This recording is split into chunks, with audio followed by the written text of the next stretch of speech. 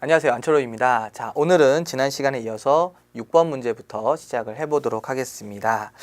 6번 문제에서는 지금 보면 등속 원운동에 대한 내용이 나와 있고요. 그 다음에 이제 공전 속력에 대한 내용이 나와 있는데, 우리가 기본적인 등속 원운동에서의 필요한 여러 가지 용어들, 그 다음에 관계식들을 먼저 설명해 드리고, 그리고 나서 공전 속력에 대한 내용으로 넘어가 보도록 해 보겠습니다. 자, 그럼 한번 보시죠. 우선 등속 원운동이라는 것에 대해서 먼저 설명을 드리면, 등속, 일정한 속력으로 원운동, 다시 말하면 돌고 있다. 이걸 바로 우리는 등속 원운동이라고 얘기를 하게 됩니다. 그럼 이 등속 원운동은 가속도 운동일까요? 아닐까요? 가속도 운동일까요? 가속도라는 것은 속도가 변한다는 건데, 보통 몇몇 사람들은 등속이라는 말이 있으니까 얘는 속도가 안 바뀌는 거 아닌가요? 라고 말씀하시는 분들이 종종 계세요. 그런데 우리가 속도라는 것은 속력과 다르게, 속력은 빠르기만 말해주는 거지만 속도는 운동 방향까지도 고려가 된 것이 바로 속도예요. 그래서 우리가 등속도 운동, 다시 말하면 가속도가 0인 운동은 빠르기도 일정해야 되지만 방향도 변해서는 안 돼요. 하지만 이 등속 원운동이라는 것은 일정한 속력으로 돌고는 있어요. 일정한 속력이니까 다시 말하면 빠르기는 바뀌진 않지만 운동 방향은 끊임없이 접선 방향으로 바뀌고 있기 때문에 얘도 변화가 있는 거예요. 그래서 바로 이 등속 원운동도 가속도 운동에 속하게 돼요. 자, 그리고 얘는 가속도 운동. 자, 우리가 속도가 변하기 위해서는 한 글자, 뭘 받아야 되죠? 그렇죠. 힘을 받아야 되죠. 그래서 바로 이 가속도 운동도, 즉 다시 말하면 이 등속도 운동도, 등속 원운동도, 등속 원운동도 이렇게 힘을 받아야 합니다. 그래서 바로 이러한 등속 원운동을 시키는 이러한 힘을 바로 우리 뭐라고 할까요? 세 글자인데요. 구심력이라고 합니다. 구심력. 구심력. 자, 그래서 바로 이러한 어떤 실에 매달려서 물체가 빙글빙글 돌고 있을 때 바로 이러한 구심력은 바로 이 원의 중심 방향으로, 이렇게 원의 중심 방향으로 바로 이러한 구심력을 받고 있다라고 얘기를 하게 됩니다. 자, 그랬을 때 이러한 구심력의 크기는 어떻게 구하냐면요. 구심력의 크기는 m 곱하기 얼분의 v제곱. 이게 바로 구심력을 구하는 식이에요. 자, F는 바로 힘의 크기를 말하는 거고요. 자, 이 스몰 m, 이 m은요, 바로 이 돌고 있는 물체의 질량을 말해주는 거고요. 자, 이 R이라는 것은 바로 반지름을 말해줍니다. 반지름. 그 다음에 여기 있는 속력은 바로 얘가 돌고 있는, 바로 등속 운동하고 있는 바로 그러한 속력이죠. 그래서 바로 이러한 구심력은 질량과 그 다음에 반지름과 속력의 제곱으로 결정나는 것을 우리는 구심력이라고 얘기를 하게 됩니다. 됐죠? 자, 그 다음 이제 여기 있는 속력을 한번 구해 볼게요. 자, 우리가 속력이라는 것은 어떻게 구하느냐? 원래는 시간분의 거리로 계산을 합니다. 그죠? 우리가 보통 속력이라고 하면 시간분의 거리를 대입하죠. 자, 그런데 원운동을 할 때의 속력은 어떻게 구하느냐? 원운동은 한 바퀴 도는데 걸리는 시간을 대입해요. 한 바퀴 도는데 걸리는 시간. 그걸 우리 뭐라고 하죠? 주기라고 합니다. 주기. 한 바퀴 도는데 걸리는 시간. 주기를 대입하게 되고요. 그리고 얘가 한 바퀴 도는데, 한 바퀴 돌 동안 이동한 거리는 결국 원의 둘레가 되기 때문에 얼마를 대입하게 되느냐? 2파이r을 대입하게 돼요. 이게 바로 원운동에서의 속력을 구하는 방법입니다. 됐죠? 자, 그 다음에 바로 이것은 우리가 바로 케플러 법칙 때 배운 건데요. 케플러 법칙에서는 바로 케플러 제1법칙이 있고 2법칙이 있고, 그렇죠, 3법칙이 있어요. 1법칙이라는 건, 케플러 제1법칙은 타원 궤도의 법칙. 기억나시죠? 예, 타원 궤도의 법칙이라고 해서, 자, 태양을 중심으로 원운동을 하고 있는 줄 알았는데 알고 보니까 원이 아니라 타원의 형태로 돌고 있더라. 이걸 바로 우리가 타원 궤도의 법칙이라고 하고요. 두 번째, 이 법칙은 면적 속도 일정의 법칙. 기억나세요? 면적 속도 일정의 법칙. 같은 시간 동안에 어떤 행성이 쓸고 지나간 면적이 같다. 이건 그림으로 설명해 드릴까요? 네, 그림 설명해 드리겠습니다. 자, 타원 궤도로 이렇게 돌고 있을 때, 자, 여기를 이제 우리가 초점이라고 합니다. 자, 초점이라고 했을 때, 한 초점에다가 태양을 그려주고요. 그 주변에 이제 행성이 돌고 있는 거예요. 예를 들어서 어떠한 행성이 이 지점에 있었습니다. 그리고 나서 t라는 시간 동안 얘가 이렇게 이동을 해왔대요. 그랬을 때 t라는 시간 동안 행성이 이동한 것과 태양과 이루는 이 면적. 자, 그 다음에 이제 얘가 이렇게 왔어요. 그랬을 때 요 지점에 왔습니다. 그리고 나서 t초 동안 이동을 한 걸 봤더니 여기까지 이동을 하더래요. t초 동안. 그랬을 때 태양과 이루는 이 면적. 또 예를 들어서 얘가 여기로 왔어요. 여기로 왔을 때 t라는 시간이 흘렀어요. 그랬더니 여기 와 있더래요. 그랬을 때 태양과 이루는 이 면적. 이러한 면적이 모두 같다는 겁니다. 다시 말하면 같은 시간 동안에 쓸고 지나간 면적. t라는 시간 동안에 쓸고 지나간 이러한 면적이 일정하다. 이걸 바로 우리는 같다. 이걸 바로 우리는 면적 속도 일정의 법칙이라고 합니다. 근데 그러기 위해서는 바로 이런 근일점, 태양과 가장 가까운 지점을 우리가 근일점이라고 하죠. 근일점에서는 속력이 좀 빨라야 돼요. 공전 속력이 좀 빨라야 되고요. 원일점으로 갈수록 같은 시간 동안에 이동한 거리가 작다 보니까, 즉 다시 말하면 속력이 느리다 보니까 쓸고 지나간 면적이 같을 수밖에 없는 거예요. 아셨죠? 그래서 우리가 면적 속도 일정의 법칙, 같은 시간 동안에 쓸고 지나간 면적이 같다. 이게 바로 이제 케플러 제2법칙이라고 하게 되는 겁니다. 자, 그 다음 마지막으로는 케플러 제3법칙이 있어요. 케플러 제3법칙은 바로 조화의 법칙이라고 해서 바로 공전주기의 제곱이 바로 반지름 또는 긴반지름의 세제곱에 비례한다. 보통 이제 타원 궤도로 나오게 되면 긴반지름을 대입하시면 되고요. 그 다음에 원운동이라면은 반지름을 대입하시면 돼요. 그래서 바로 공전주기의 제곱은 긴반지름의 세제곱 또는 반지름의 세제곱에 비례한다. 이게 바로 우리가 원운동과 그 다음에 케플러 법칙에서 배웠었던 내용들이에요. 자, 그러면 이러한 내용들을 가지고 우리가 문제를 어떻게 풀게 되는지 지금부터 하나씩 한번 해볼게요. 이 문제는요, 일단 첫 번째로 필요한 거는 관계식이 필요하고요. 두 번째는 사실 그런 관계식들을 가지고 연립을 해가지고 식을 정리해서 문제를 풀면 되는데, 식을 연립을 하면 오히려 더 복잡해져요. 그래서 차라리 이럴 때는요, 어차피 이제 우리가 이런 푸는 문제들이 이제 객관식이잖아요. 어차피 그리고 사지선다다 보니까 주어져 있는 숫자를, 그러니까 연립이 조금 부담스러운 사람들이 좀 있어요. 아무래도 이제 식이 많이 나오다 보면, 사실 수학도 아닌데 이게 연립을 많이 하다 보면 오히려 계산 실수가 나오는 경우가 있어서, 이런 경우에는 차라리 문제에 주어진 숫자들을 최대한 활용해 주시는 게 사실은 훨씬 더 문제를 빠르게 푸는 방법이기도 해요. 그래서 제가 오늘은 일단은 식을 먼저 보여드릴 거고요. 그 식에다가 어떻게 대입을 해서 값을 구하는지, 그런 대입하는 방법도 함께 보여드리도록 하겠습니다. 자, 한번 보세요. 자, 우선 필요한 식은 이거예요. 자, 먼저 문제에서 반지름을 물어봤어요. 궤도 반경이라고 좀 말이 어렵지만 그냥 반지름을 물어보는 겁니다. 자, 그랬을 때 공전 속력이라고 나와 있으니까 일단 이 속력은, 우리가 원운동에서의 속력은 주기분의 2파이r을 할 거예요. 주기분의 2파이r. 근데 이 값이 지금 몇 대 몇이라고 나와 있냐면요, 이 값이 지금 1대 2라고 나와 있어요. 1대 2. 자, 그러면 어차피 2파이라는 것은 상수값이니까 필요 없어요. 필요 없고요. 자, 바로 A라는 물체와 그 다음에 B라는 물체에 바로 주기와 반지름을 대입한 값이 1대 2가 나오면 정답이에요. 주기분의 반지름을 한 값이 1대 2가 나오면 정답이라고요. 예, 그러면 한번 대입을 해보는 거죠. 주기와 반지름을 대입한 값이 1대 2가 나오는 경우를 찾아보면 되는 거예요. 그러면 또 어떤 식이 필요하냐? 자, 문제에서 이 반지름을 구할 거니까 이거는 뭐 어차피 식이 필요 없을 거고요. 이 주기를 구하는 것만 우리가 기억하시면 돼요.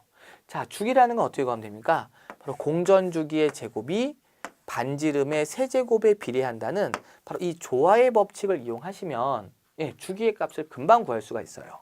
자, 한번 보겠습니다.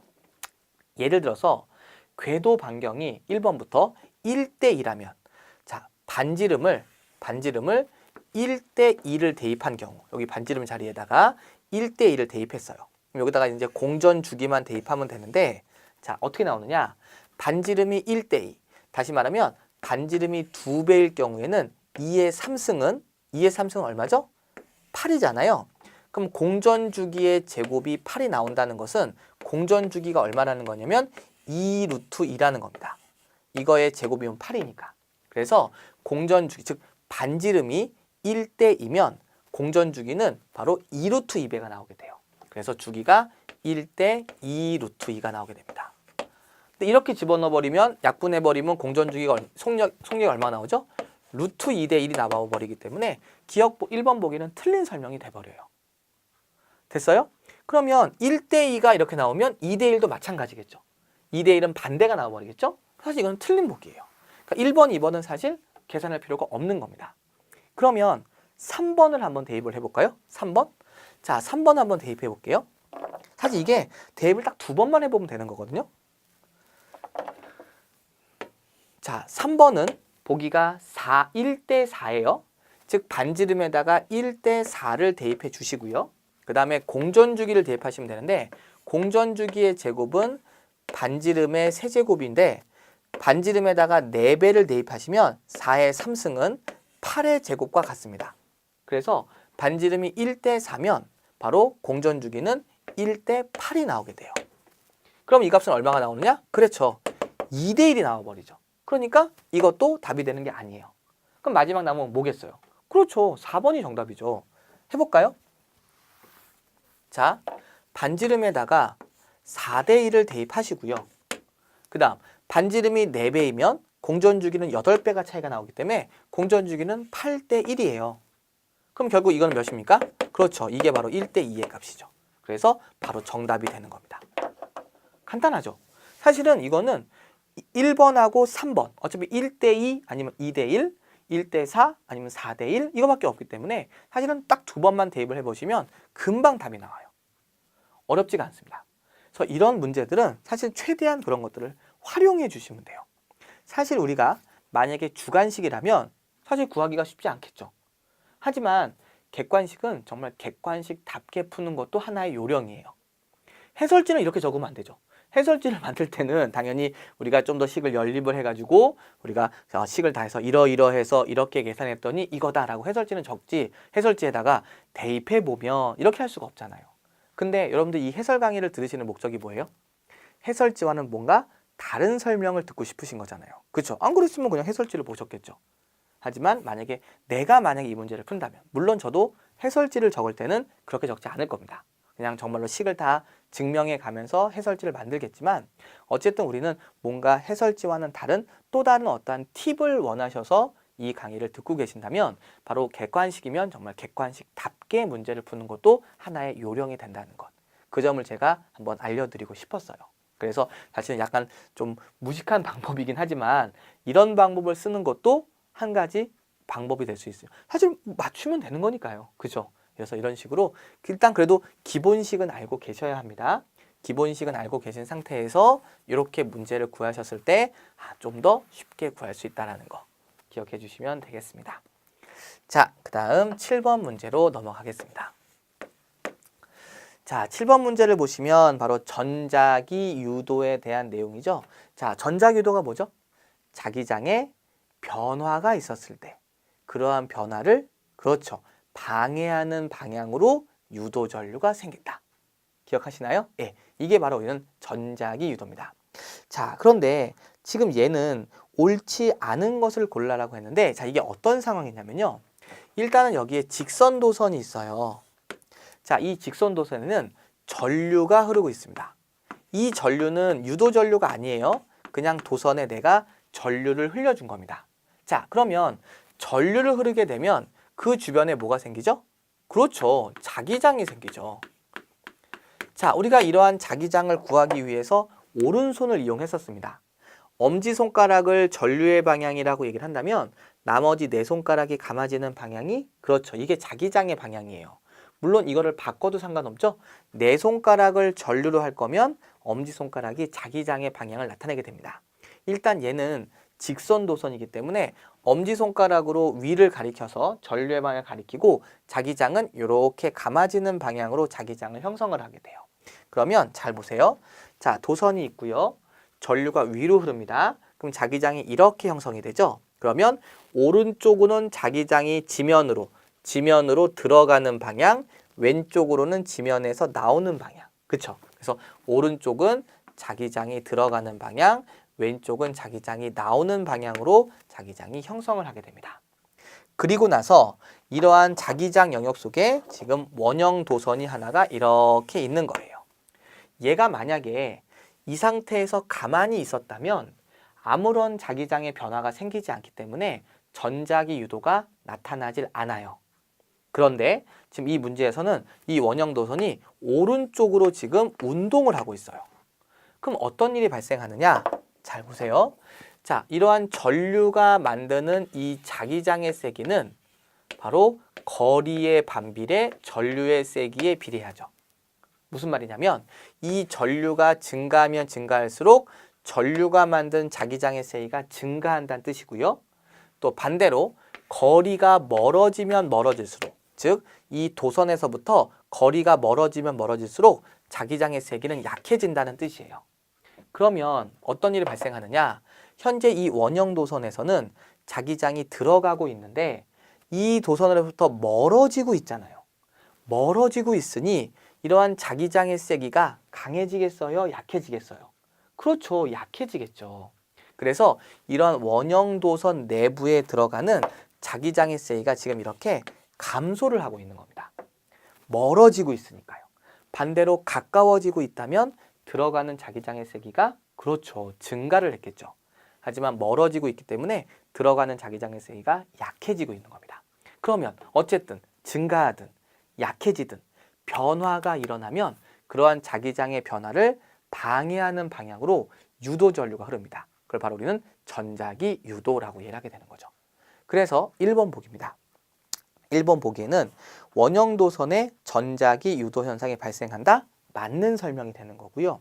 다음 두 번째, 원형 도선 내부를 통과하는 자기력선 속. 자고 주시고요. 자기력선 속. 자기력선 속을 우리가 두 글자로 쉽게 뭐라고 표시하냐면요. 자속이라고 해요. 자속. 기호로는 파이, 단위로는 웨버라는 단위를 쓰는 것이 바로 우리는 자기력선 속 또는 자속이라고 합니다. 이 자속이라는 건요. 쉽게 말하면 뭘 말하는 거냐면 자기력선의 수를 말합니다. 자기력선의 수. 자, 그리고 우리가 자기장의 세기를 구하는 식이 바로 뭐냐면 단면적분의 자기력선 수. 바로 이런 자속으로 값을 구할 수가 있어요. 근데 아까 제가 뭐라 그랬습니까?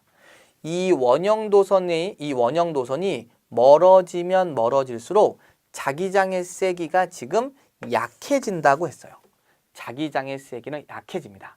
그런데 이 원형 도선의 지금 단면적은 변하지 않았죠. 원형 도선의 크기는 일정하니까요.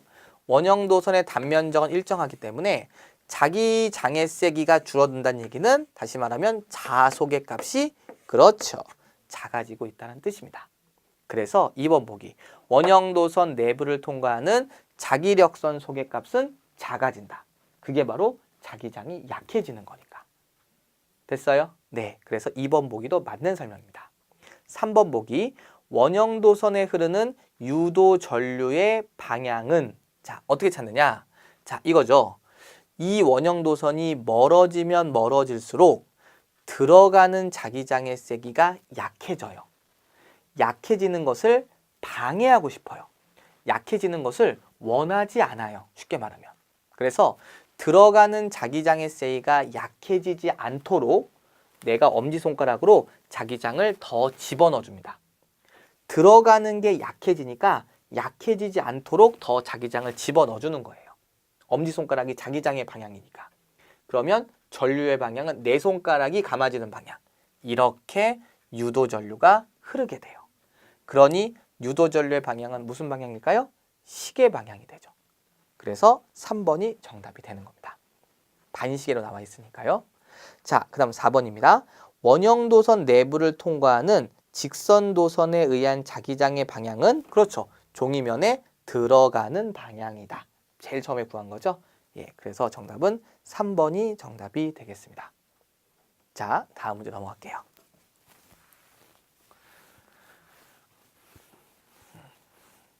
자, 다음으로는 8번 문제 보겠습니다. 자, 8번 문제 보시면 그림은 한쪽 끝이 열린 관에 물을 담고 소리굽새 나는 음파의 공명 위치를 찾는 실험을 나타낸 것입니다. 물의 높이를 낮추어 갈 때 n번째 공명이 일어난 위치를 xn이라고 합시다. 이때 첫 번째를 L이라고 했을 때 x2와 x3, 즉 두 번째와 세 번째에 대한 모습을 얘기하고 있어요.